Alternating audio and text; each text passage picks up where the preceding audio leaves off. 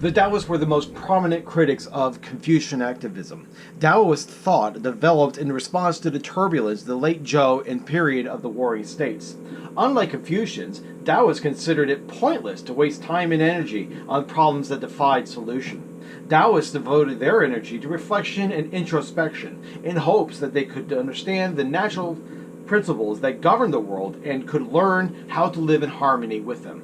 This was exemplified in the following teaching, and I quote, "It is wisdom to know others. It is enlightenment to know oneself. The conqueror of men is powerful. It is wealth to be content. It is willful to force one's ways on others."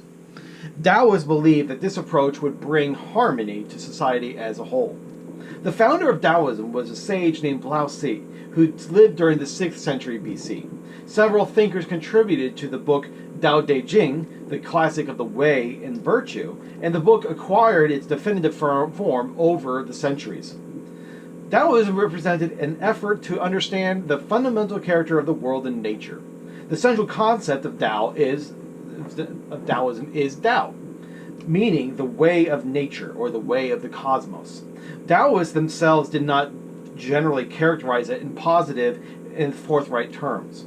In Tao Te Ching, Tao figures as the original force of the cosmos, and an eternal, unchanging principle that governs the workings of the world. The Tao Te Ching envisioned Tao as a passive force that acted in perfect harmony with the principles of nature. It resembled water, which is soft and yielding, yet so powerful it can break the hardest of rock. If the principles of Tao govern the world, human beings should tailor their behavior to its passive and yielding nature. Taoism stressed rulers cultivate the virtues of patience, selflessness, and concern for the welfare of others. These virtues are consistent with Tao. Like Confucianism, Taoism believed strong states and sound societies had little relevance to the wise man that are in search of the meaning and creation of life. To the Taoists, living in harmony with Tao meant retreating from engagement in politics and administration. The proper response was to live with a sense of selfless detachment. Early Taoists recognized this chief moral virtue as Wu Wei, disengagement from the competitive exertions and active involvement in affairs of the world. Wu Wei required individuals refrain from advanced education and from personal striving. Wu Wei called for individuals to act selflessly and live simply, unpretentiously, and in harmony with nature.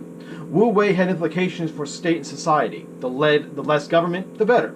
Instead of kingdoms and empires, the Tao Te Ching envisioned a world of tiny, self-sufficient communities. By encouraging a reflective and introspective consciousness, Taoism served as a counterbalance to the activism and extroversion of Confucian thought.